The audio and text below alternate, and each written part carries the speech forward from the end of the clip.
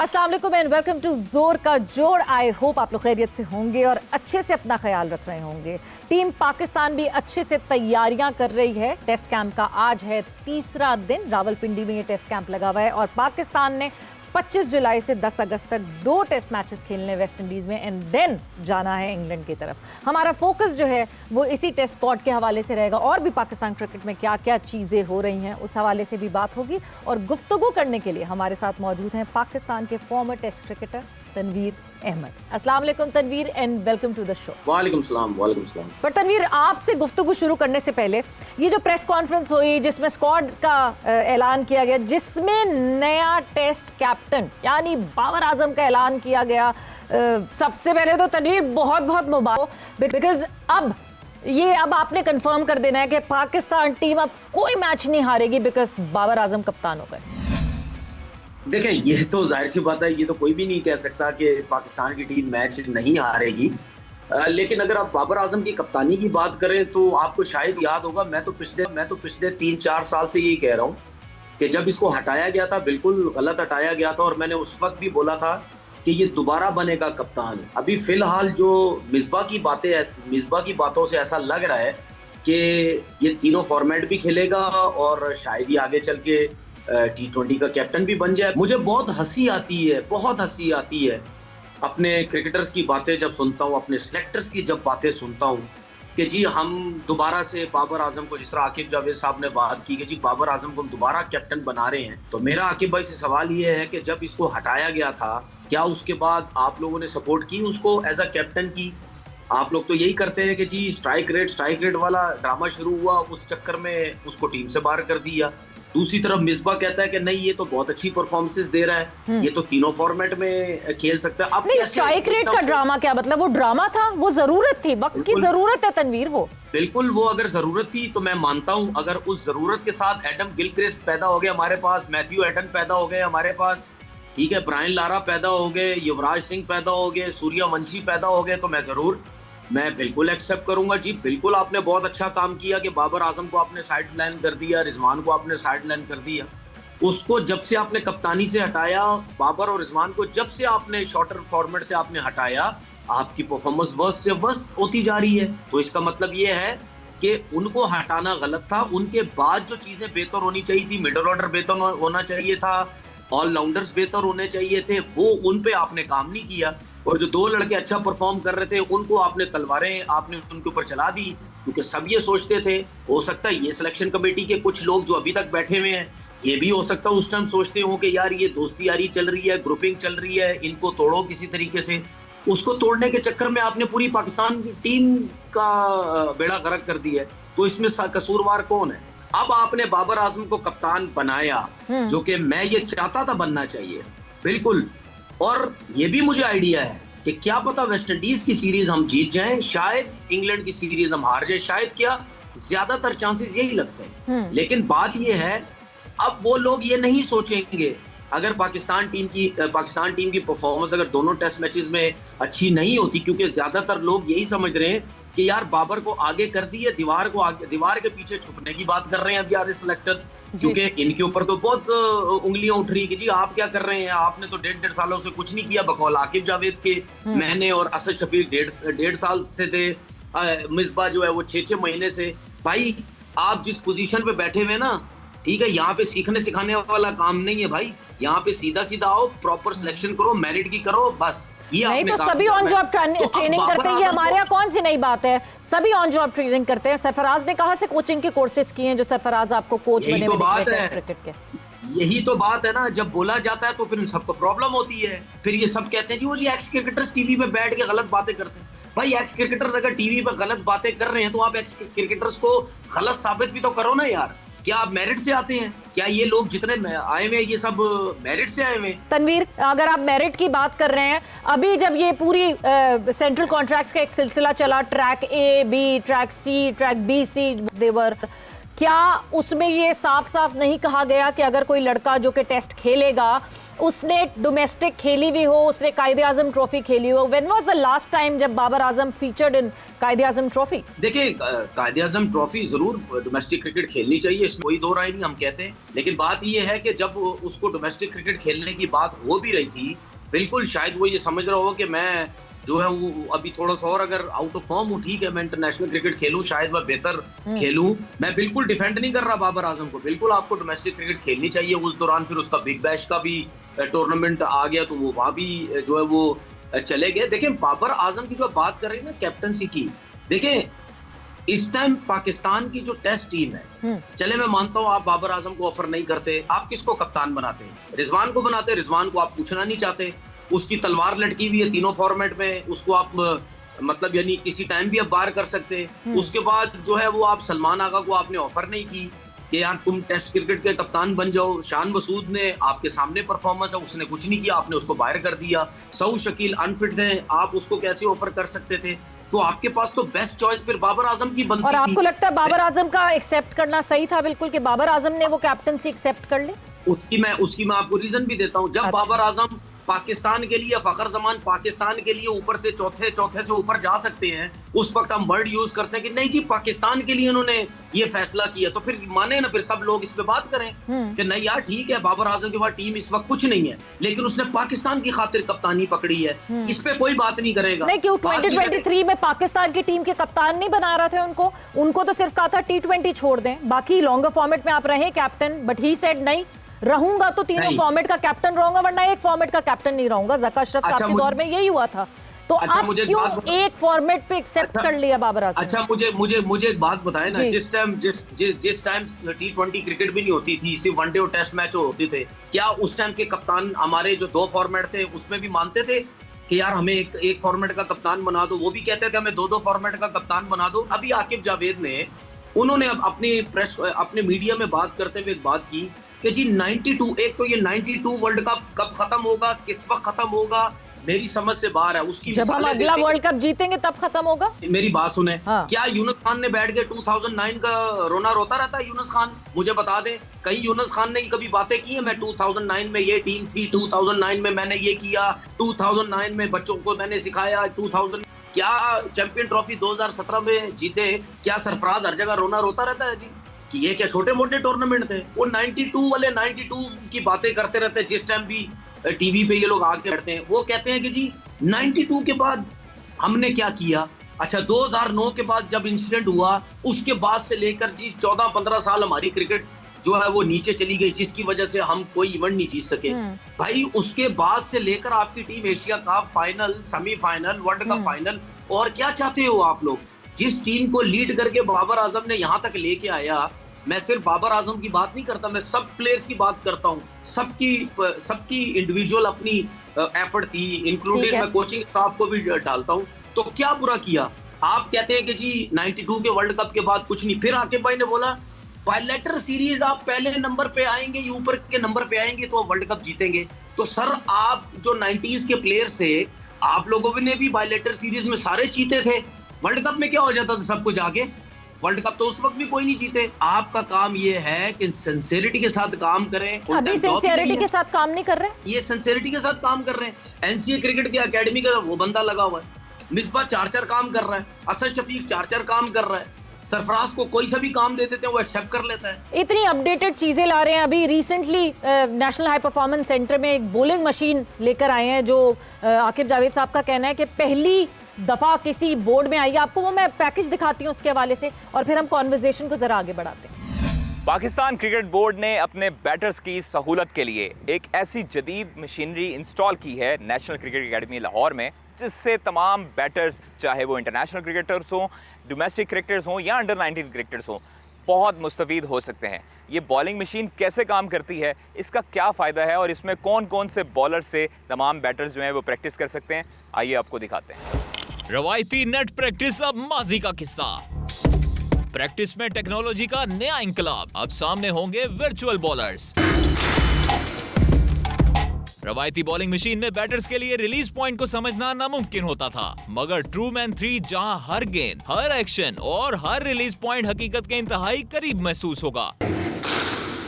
Director high performance centres Aqib Javed ने कहा कि ट्रू मैन 3 मशीन देखते ही आधे घंटे में ऑर्डर कर दिया। कोच जो है वो आपके 60 बॉल 100 बॉल जितने खेलने हैं डिफरेंट वेरिएशन से वो टैब में आपके पूरे प्रोग्रामिंग कर देगा। आप बैटिंग करने से आपको नहीं पता कौन सी इन स्विंग है कौन सी आउट स्विंग है। ये स्मार्ट मशीन सिर्फ गेंद ही नहीं फेंकती बल्कि बॉलर्स के कद, रिलीज पॉइंट और लेंथ के मुताबिक खुद को एडजस्ट भी कर लेती है। अब कोचेस मुख्तलिफ बॉलर्स, मुख्तलिफ रफ्तार और लाइन लेंथ के साथ बैटर्स को हर गेंद पर सरप्राइज दे सकेंगे। अगली गेंद क्या होगी बैटर को पहले से कोई अंदाजा नहीं होगा। आकिब जावेद ने कहा इस मशीन में हम दुनिया के मुख्तलिफ बॉलर्स का डाटा डालकर बैटर्स को प्रैक्टिस करवा सकते हैं। वही उस दिन बाबर को करा रहे थे कि 3 बॉल लाइक 80 माइल्स, वो जो चौथा है वो 60 माइल्स। तो जो पेस वेरिएशन जो स्लोअर वन का है एवरीथिंग इज देयर। 1 करोड़ से ज्यादा मालियत की बॉलिंग मशीन में दुनिया के किसी भी बॉलर का डाटा शामिल किया जा सकता है, लेकिन किसी इंटरनेशनल बॉलर का सिलेक्शन इस्तेमाल करने के लिए पाकिस्तान क्रिकेट बोर्ड को कॉपीराइट की इजाजत दरकार होगी। बिल्कुल जी, ये देखें इतनी जबरदस्त जो है वो अपग्रेडेशन हो रही है नेशनल हाई परफॉर्मेंस सेंटर में। तो तनवीर काम तो हो रहा है, हम रो क्यों रहे हैं 30 साल से? वो तो अब हो रहा है ना। अब वो आकिब जावेद साहब ने कहा कि इतने टाइम फ्रेम में पीछे कोई काम ही नहीं हुआ, किसी ने कोई काम ही नहीं किया। आकिब जावेद साहब तो 2000 में भी थे, वहां भी उन्होंने 8-10 साल तो काम किया एकेडमी के अंदर। क्या हुआ? कितने प्लेयर्स निकले नेशनल क्रिकेट एकेडमी में? मुझे कोई बताए ना भाई। मैं तो टीवी पे बात कर रहा हूँ ना, मैं कोई ढके छुपे बात तो नहीं कर रहा ना, या गली मोहल्ले में छुप के बात कर रहा हूँ। मैं तो टीवी पे आके बात कर रहा हूँ, मुझे बताए तो सही कोई। अगर इन चीजें आ रही हैं, चीजें इन चीजों से अगर कोई चीजें बेहतर हो जाएंगी तो यार आप मुझे बता दो। इस मशीन से आपको 2 फायदे बहुत अच्छे हो सकते हैं। एक, आप पेस की बात जो उन्होंने की वो फायदा हो सकता है, क्योंकि 90 या 90 प्लस तो हर फास्ट बॉलर तो बॉल नहीं कर सकता। वो आप मशीन पे प्रैक्टिस कर सकते हैं कि यार हर बॉल अगर आप 100 बॉलें भी खेलते हैं तो 90 या 90 प्लस से आपका जो है वो बॉल आएगा। ये आपका फायदा हो सकता है। उसके बाद दूसरा फायदा जो है वो हाइट का फायदा है। ठीक है, 7 फीट से ऊपर अगर कोई बॉलर है या 6.5 से ऊपर या 6.5 से ऊपर कोई फास्ट बॉलर है, उसकी हाइट से आप उसको एडजस्ट करके वहां से आप प्रैक्टिस कर सकते हैं। आपकी बाउंस का बड़ा फायदा होगा। दूसरी बात ये है कि इस मशीन में ये है कि सामने से आपको एलसीडी शायद लगी हुई है, जहां तक मेरा अंदाजा यहाँ पे एलसीडी फ्रंट पे शायद लगी हुई होगी। वहां से अगर कोई फास्ट बॉलर भागता हुआ आ रहा है तो वो तो ना, जब वो बॉल रिलीज करेगा आप तो उसका हाथ तो चेक ही नहीं कर सकते। आप हाथ कैसे चेक करेंगे? ये मैं आप एक आइडिया दे रहा हूँ। हाँ। ठीक है ना, कि अगर आप नहीं तो कोचेस भी तो कोई काम करेंगे ना, सिर्फ बॉलिंग मशीन थोड़ी काम करेगी। नेशनल हाई परफॉर्मेंस सेंटर में कोचेस क्या कर रहे हैं फिर? बिल्कुल, जिस तरह आकिब जावेद ने बोला ना, ग्राउंड जाने की जरूरत ही कोई नहीं है, आप स्टैट्स पे ही टीम सिलेक्ट हो जाएगी। उसी तरह मुझे यही लगता है इनको ग्राउंड जाने की जरूरत नहीं होगी, पूरा दिन इसी मशीन पर प्रैक्टिस करते रहेंगे। अपने लिए इजी करना है ना, गर्मी में क्या करना है, जाके कुछ सिखाना थोड़ी है। मतलब इंडोर मशीनें लेके आ जाओ, बस यही प्रैक्टिस करवाते रहो। नहीं, आज तीसरा दिन है टेस्ट कैंप का, मतलब है गर्मी में कर रहे हैं प्लेयर्स, ऐसी बात नहीं है। चले सिनेरियो बेस्ड मैचेस हो रहे हैं मुसलसल। बिल्कुल सब कुछ हो रहा है। चले आप भी इधर ही, मैं भी इधर ही हूँ। थोड़ा अरसे बाद पता चल जाएगा इस मशीन से कितना फायदा हो रहा है। अच्छा, उसके बाद जब बॉलर भागता हुआ आया इस मशीन के जरिए, जो एलसीडी अगर लगी हुई है, तो जो सर्किल बना हुआ है जहां से बॉल रिलीज होगा, वहां से आपका समझ लें हाथ को आपको चेक नहीं होगा। उसके बाद रियल में आप जब प्रैक्टिस करेंगे ना, रियल में, तो bowler wide of the crease जाएगा, क्लोज द स्टंप जाएगा, ठीक है, मिडल से आके बॉलिंग करेगा। जब आप तीनों चीजें ये यूज करेंगे अपने रनअप के साथ, तो आपका हाथ का एंगल जो है वो चेंज हो जाता है। ठीक है, ये आप मशीन के ऊपर नहीं कर सकते। कहने का मकसद ये है, अगर आप ये मशीन, क्योंकि उसके बाद ये होता है कि आप मैटिंग के अंदर प्रैक्टिस कर रहे होते हैं, वहां तो अगर एयर में स्विंग हुआ तो हुआ, लेकिन सीम वगैरह कुछ भी नहीं होगा। तो कहने का मकसद ये है कि जो मर्जी कर लें आप, 25%, 30% आप इस मशीन के ऊपर प्रैक्टिस करें। उसके बाद 75% आपने ग्राउंड में जाके प्रैक्टिस करनी है, क्योंकि ग्राउंड में जब रियल बॉलर आएगा वो एंगल चेंज करेगा, उसका हाथ का एंगल चेंज होगा। ठीक है, किसी का एक्शन बड़ा डिफिकल्ट होता है, उसको चेक करना होता है। ठीक है, बॉल सीम होगा जो कि इंडोर नहीं होगा, सीम की प्रैक्टिस होगी। ऑब्वियसली देखिए तनवीर, वो तो बिल्कुल करेंगे ना, ऐसा थोड़ी आकिब जावेद साहब ने कहा कि इसी मशीन पे बस अब प्रैक्टिस होगी, कोई कोचेस नहीं होंगे, हम ग्राउंड की शक्ल भी नहीं दिखाएंगे लड़कों को, ये तो बिल्कुल कहा है। अब इस टेस्ट स्क्वाड, ये जो टेस्ट स्क्वाड अनाउंस हुआ है तनवीर, हमने वेस्ट इंडीज जाना है, उसके बाद हमने इंग्लैंड जाना है। 2 डिफरेंट एनवायरनमेंट, 2 डिफरेंट कंडीशंस है, उसी में ये पूरा टेस्ट स्क्वाड जो है वो आपको खेलते हुए दिखेगा। हमने 25 जुलाई से 10 तक जो है वेस्ट इंडीज में मैचेस खेलने। What to expect from this squad, और आप सेटिस्फाइड हैं स्क्वाड से? देखिए, मैं शाहनवाज दानी का नाम होना चाहिए था, मुझे बड़ा अफसोस हुआ कि दानी का नाम नहीं है। मोहम्मद अली का नाम डाला गया डोमेस्टिक में परफॉर्मेंस। भाई उससे पहले जब टेस्ट टीम से खेले थे 4 मैचेस में 6 आउट है, 104 का स्ट्राइक रेट है। 104 का स्ट्राइक रेट है, इसका मतलब वो बिल्कुल मतलब यानी एक एवरेज बॉलर टेस्ट क्रिकेट में नजर आए।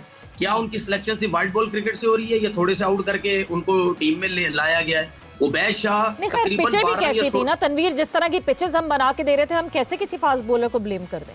हाँ, तो फिर बात यही है ना, फिर उसमें से जो सबसे ज्यादा आउट कर रहा फिर उसका नाम क्यों नहीं आना चाहिए? अगर शाहनवाज दानी 6 मैचेस में 28 आउट कर सकता है, ओवरऑल उसके कोई 130-35 आउट है फर्स्ट क्लास क्रिकेट के अंदर। उबैद शाह के 16 मैचेस या 16 मैचेस या 14 मैचेस में 72 आउट है, तो किसका नाम आना चाहिए था? क्या शाहनवाज दानी का नाम नहीं आना चाहिए था?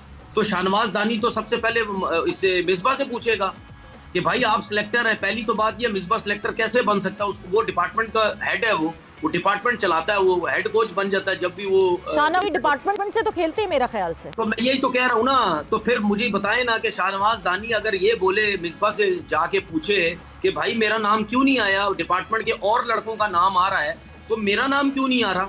मैं तो परफॉर्मेंस दे रहा हूँ। तो फिर उसके बाद मिसबा के पास क्या जवाब होगा? मिसबा के पास क्या जवाब होगा? नहीं, आपके कहने का मतलब ये कि और लड़कों का नाम इसीलिए आया टीम में कि वो उस डिपार्टमेंट से खेलते हैं। मोहम्मद उवैस जफर आए टीम में नहीं। बिल्कुल, मैं ये देखिए, मेरे सोचने से पहले हो सकता था नहीं सोचेगा। तो अगर मैंने भी एक मिसाल दे रहा हूँ, अगर मैंने भी ये चीज सोची है तो क्या पहले ये सब कुछ नहीं होता रहा? हमारे टाइम पे भी ये सब कुछ होता रहा। मैं भी एक टाइम पे खेलता था, मेरे साथ भी ज्यादती हुई, ठीक है।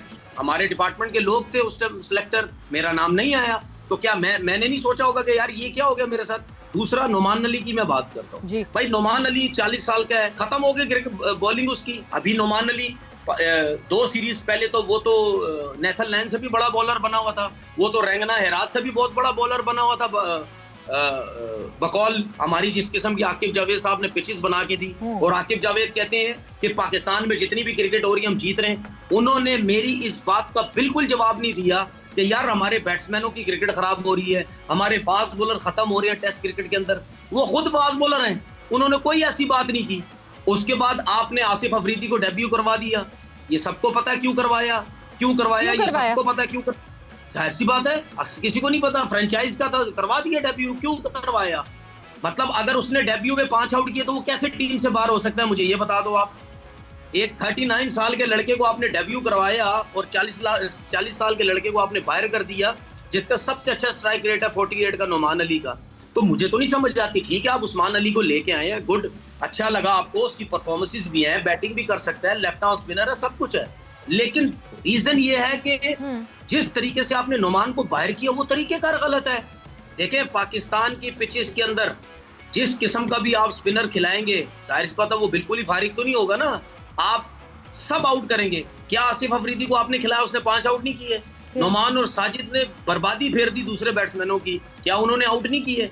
आप जिसको पाकिस्तान की कंडीशन में खिलाएंगे टेस्ट क्रिकेट के अंदर, वो बुरा हाल कर देगा सबका, क्योंकि आप बिल्कुल रेड़ा पिचेस तो सबको बना के देते हैं। बात सीधी है कि यार होम एडवांटेज लेता है तनवीर, इसमें कौन सी बुरी बात है कि आप ये सुन लें। हाँ, ये कौन सा होम एडवांटेज है जिसपे आप साउथ अफ्रीका से भी हार जाते हैं टेस्ट मैच, आप वेस्ट इंडीज जैसी टीम से हार जाते हैं टेस्ट मैच? ये कौन सा होम एडवांटेज है जिसपे आपके बैट्समैन तरस रहे हैं, पहली बॉल से, नए बॉल से रन करने के लिए तरस रहे हैं? ये कौन सा होम एडवांटेज है? उनके अगर बैटर्स जो है वो हमसे स्ट्रांग हैं तो, या उनके अगर स्पिनर्स हमसे स्ट्रांग है तो फिर ऐसे है तो है। आपने अपने कंट्री के अंदर भी ऐसी पिचेस बनानी है जिसपे आपके बैट्समैन रन्स करें। आपके फास्ट बॉलर्स का प्रॉब्लम है, आप अपने फास्ट बॉलर्स ऐसे लेके आए जिनको नया बॉल करना आता है, जिनके पास पेस है, जो रिवर्स स्विंग करना जानते हैं, जो प्रॉपर क्रिकेटिंग पिच के ऊपर बॉलिंग करना जानते फिर एक सवाल मेरे जहन में एक सवाल आता है जब आप ये बात करते हैं ना कि हमने पिचेस ऐसी बनाई, इवन देन जो है जाहिर सी बात है हमारे फास्ट बॉलर्स के लिए बड़ी मुश्किलात पैदा हुई, बहुत मुश्किल था वो। इन्हीं पिचेस पे नाहिद राना भी तो हमें बॉलिंग करते हुए दिख रहे थे। मतलब बांग्लादेश के अगेंस्ट उखाड़ के फेंक दिया नाहिद राना ने, जब यहाँ हमारे घर पे हराया बांग्लादेश। इन पिचेस पे नहीं था ना, मैं बताता हूँ उसको, वो जो पिचेस थी वो सपोर्टिंग पिच थी फास्ट बॉलर्स के लिए, थोड़ा सा घास भी था जिसकी वजह से नाहिद राना को फायदा हुआ। मैं मानता हूँ बिल्कुल उन्होंने फायदा उठाया, लेकिन वो जो पिचेस बनी थी वहां पे किसको परफॉर्म करना चाहिए था ज्यादा, बैट्समैनों को या बॉलर्स को? वहां पे आपके बैट्समैन बॉलर्स एक्सपोज हो गए जी। अब ये अंदाजा लगाएं, ये जरा ज़हन में रखें, ये मैं अपने लोगों को बोलता हूँ, ये ज़हन में रखो एक चीजों को। हाँ। जो फास्ट बॉलर्स अगर सपोर्टिंग पिच पे भी बॉलिंग नहीं कर पा रहा, इसका मतलब ये है कि ओवरऑल आपकी डोमेस्टिक क्रिकेट के अंदर फास्ट बॉलर्स की कमी हो चुकी है, फास्ट बॉलर्स क्वालिटी नहीं आ रहे हैं। जब तक सपोर्टिंग पिच, स्पेशली नया बॉल करने वाला बॉलर्स आप नहीं देखें, जो तेज गेंद करने वाला होता है ना, जिसका पेस 140 प्लस या 90 प्लस जाता है, 150, उसको विकेट की कोई फिक्र नहीं होती, वो एयर में तेज होता है, उसको पिच की इतनी फिक्र नहीं होती। नहीं तो अगर हम इस स्क्वाड की बात करें Tanveer, coming back to the squad, हम फास्ट बॉलर्स यहाँ देख रहे हैं, मोहम्मद अली दिख रहा है, मोहम्मद अब्बास दिख रहे हैं, उबैद शाह दिख रहा है, कोई अच्छा फास्ट बॉलर नहीं दिख रहा आपको इनमें? आजकल जो वेस्ट इंडीज में पिचेस बन रही है ना, जो वेस्ट इंडीज में बन रही है, वो आपने देखा होगा, उन्होंने भी लगता अपने आप को थोड़ा शिफ्ट किया है। पहले वो भी स्पिनर्स पे जाते थे, लाइक बांग्लादेश भी पहले स्पिनर्स पे जाते थे, अब उन वेस्ट इंडीज ने भी अब थोड़ा सा अपना वो शिफ्ट किया कि फास्ट बॉलर्स पे थोड़ा सी क्रिकेट वो खेल रहे हैं। जिस किस्म की पिचेस बन रही हैं वहां पे अब्बास हो गया या खुरम शहजाद हो गया, ठीक है, ये इफेक्टिव होते हुए मुझे नजर आते हैं। हालांकि खुरम शहजाद ने भी कोई इंप्रेसिव बॉलिंग नहीं की बांग्लादेश के अंदर, बिल्कुल इंप्रेसिव बॉलिंग नहीं की, ठीक है, कोई जान नहीं थी, कोई पेस नहीं था, कुछ भी नहीं था। हालांकि चले अब्बास का हमें समझ आता है कि यार वो उसका पेस ही कम है, लेकिन उसके बाद एक्सपीरियंस बहुत है। उसके बाद उबैद शाह की बात करते हैं और मोहम्मद अली की बात करते हैं। अगर हम ये कहते हैं कि यार ये दोनों परफॉर्म करेंगे, ठीक है, तो इससे पहले अगर धानी सिलेक्ट होता तो क्या वो बुरा था? क्या उसकी परफॉर्मेंस अच्छी नहीं थी? वो क्या वेस्ट इंडीज में जाके परफॉर्मेंस नहीं दे सकता था? मैं कैसे सोच लूं कि यार मोहम्मद अली परफॉर्म कर देगा, जिसका टेस्ट मैच में 109 का स्ट्राइक रेट है 4 टेस्ट मैचेस के अंदर। मैं कैसे देख लूं कि यार पता नहीं उबैद शाह परफॉर्म करेगा? वैसे मुझे समझ नहीं आता, कोई क्यूरियस केस है, क्यों शाहनवाज धानी जो है वो हमेशा इग्नोर कर दिया जाता है? कोई एक अजीब सा सिलसिला है, वो सिर्फ घूमते रहते हैं टीम के साथ। नहीं तो गलत है ना उसके लिए। तनवीर हौसला, तो ठंडा पानी पिए, हम ब्रेक पर जा रहे हैं और जैसे ही ब्रेक से वापस आते हैं, आई होप कि तनवीर कूल डाउन कर गए होंगे और हम फिर गुफ्तगू को आगे बढ़ाएंगे।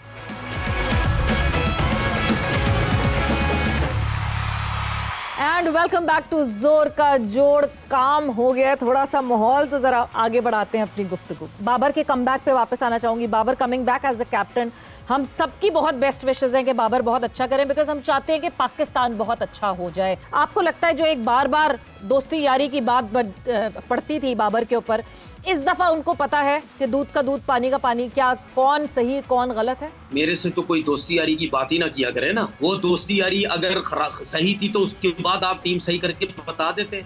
इसका मतलब ये है कि वो एक ड्रामा था दोस्ती यारी का, इसको तोड़ो। दूसरी बात ये कि बाबर आजम नहीं, आपको लगता है दोस्ती यारी नहीं चल रही थी टीम में? किस चीज की दोस्ती यारी? चले मैं मानता हूँ ना दोस्ती यारी चल रही थी, मैं चले मानता हूँ दोस्ती यारी चल रही थी, आपने तोड़ दी टीम।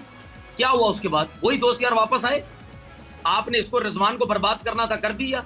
उसके बाद वो सारे दोस्त यार तो टीम में आ गए। अगर दोस्ती यारी की बात होती थी तो बर्बाद करना था, क्या कर दिया? किसी ने रिजवान के ग्लव्स पकड़े हुए हैं या किसी ने रिजवान के बैट पकड़ा हुआ है? मतलब अगर 2024 के वर्ल्ड कप में 120 रन नहीं आप चेस कर सकते तो क्या मतलब है? तनवीर, ये तो उनकी अपनी गलती है ना।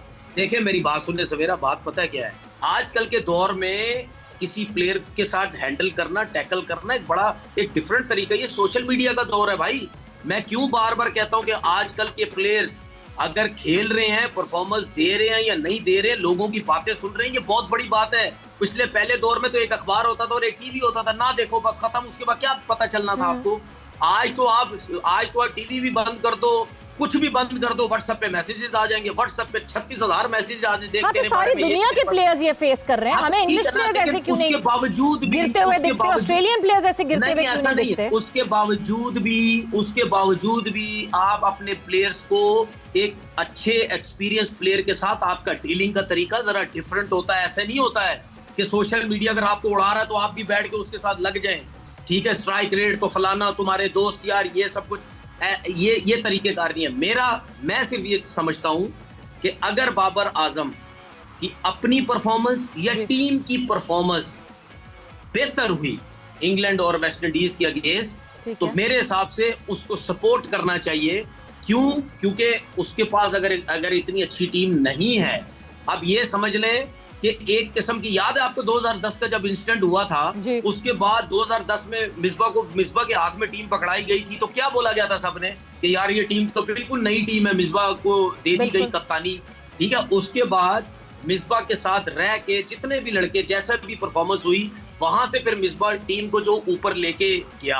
हालांकि उस टाइम कोई भी नहीं सोच रहा था कि ये टीम दोबारा खड़ी हो जाएगी, ऐसे ही था बिल्कुल। अब जो है बाबर आजम के पास टीम गई है। अब बाबर आजम जरूर वो जिस तरह कह रहा है कि बहुत सी चीजें मैंने सीखी या मुझे बेहतर करने की जरूरत थी, वो मुझे अब समझ आई है। डिसिप्लिन परफॉर्मेंसेस की जो बात कर रहे हैं बाबर, क्या पहले उसको इस पे फॉलो नहीं किया जाता था? फिटनेस, डिसिप्लिन, परफॉर्मेंस, ये तो कोर चीजें हैं। नहीं सब होता होगा, ऐसा नहीं है। हाँ। नहीं, मुझे एक बात बताए ना, जो वो लोग जो बाबर से खार खाते थे, वो लोग कहते थे जी पीसीबी बाबर आजम की जेब में है पाकिस्तान क्रिकेट बोर्ड। क्या ये वो बातें ठीक होती थी लोगों की? आप मुझे बताएं, ऐसा था? नहीं, बिल्कुल तो ऐसा फिर नहीं था। लोग तो फजूल की बातें करते हैं ना कि वो फिटनेस की बात नहीं करता, वो डिसिप्लिन नहीं था उसके अंदर। ये तो फजूल बातें हैं ना यार, ऐसा नहीं हो सकता।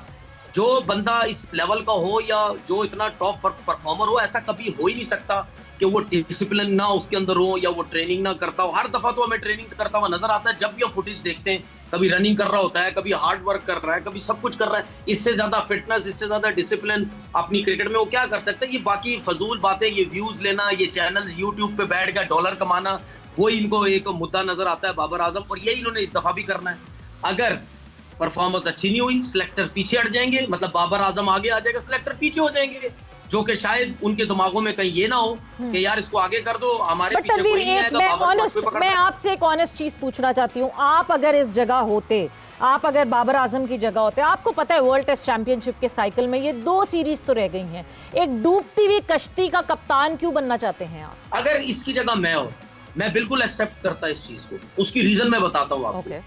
क्योंकि एक मेरी नेचर ऐसी है, ठीक है, देखिए इंसान की नेचर भी बहुत काउंट करती है। एक मेरी नेचर ऐसी है, मैं फाइट करता हूँ हर चीज में, मैं जो काम करता हूँ मैं उसमें फाइट करके वो चीज हासिल करने की कोशिश करता हूँ, ये मेरी नेचर है। अगर मैं कोई चीज एक्सेप्ट करता हूँ तो मेरे को अगर ये ऑफर होती मैं जरूर एक्सेप्ट करता। मैं जरूर कहता कि यार अगर हमारी टेस्ट क्रिकेट नीचे जा रही है तो मेरा अगर एक्सपीरियंस है, मैं अपने एक्सपीरियंस से बच्चों के साथ खेल के डिलीवर करके उनसे परफॉर्मेंस निकलवा के अगर मैं अपनी कप्तानी के जरिए चीजें बेहतर कर सकता हूँ तो जरूर। लेकिन मेरा सवाल हमारे सोशल मीडिया के लोगों से है। नहीं तो 2023 में ये जज्बा कहाँ चला गया? फिर मैं सवाल वही पूछूंगी कि 2023 में ये जज्बा कहाँ चला गया था, जब आपने रद्द कर दिया कि मैं टेस्ट की कैप्टनसी भी नहीं करूंगा अगर मुझसे आप T20 की कैप्टनसी ले रहे हैं तो? देखिए मेरी बात सुने, आपको याद नहीं है कि उसने वो बोर्ड से निकल के जाके उसके बाद उसने रिजाइन किया था कि मैं टेस्ट टीम की कप्तानी नहीं करना चाह रहा? ऐसे ही था ना? बिल्कुल। हम सिर्फ इंडिविजुअल की बात करते हैं बार बार, सिर्फ हम बाबर का लेके बैठ जाते हैं। भाई हमें सबको पता है कि उस मीटिंग के अंदर क्या हुआ था। तनवीर, अभी हमने एक ब्रेक पर जाना है और ब्रेक से जैसे ही हम वापस आते हैं तो कॉन्वर्सेशन को यहीं से आगे बढ़ाएंगे।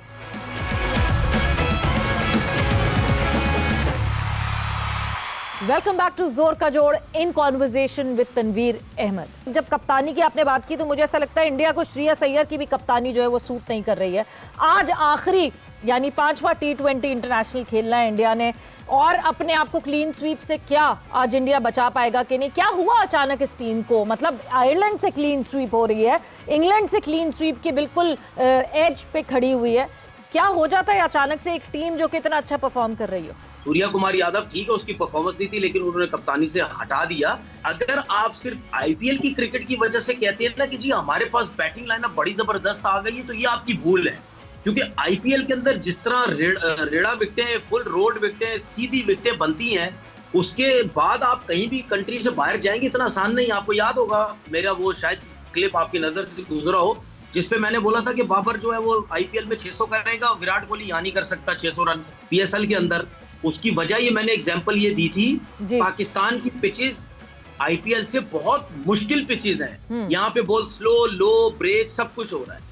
एक तो बाबर की जो ट्रेजेक्टरी को खराब करने की एक सबसे बड़ा कॉज है ना, वो ये कॉज है कि हमने बाबर को विराट कोहली से कंपेयर करना शुरू कर दिया। नहीं ना, ये सबसे बड़ा कॉज है, बिकॉज ना विराट कोहली से कोई कंपैरिजन नहीं है बाबर आजम का, दो अलग टेन्योर के लोग हैं।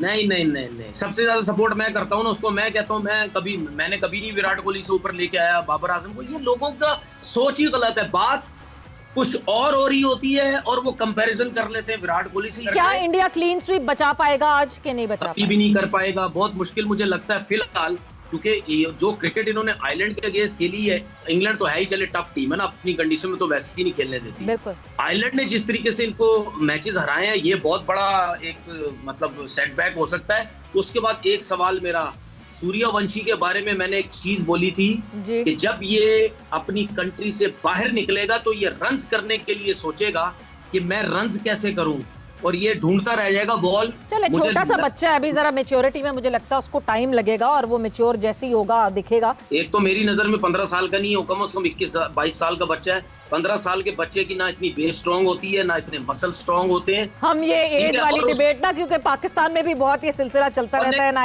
उसकी मैं रीजन बता रहा हूँ ना, मैं उसकी रीजन बता रहा हूँ।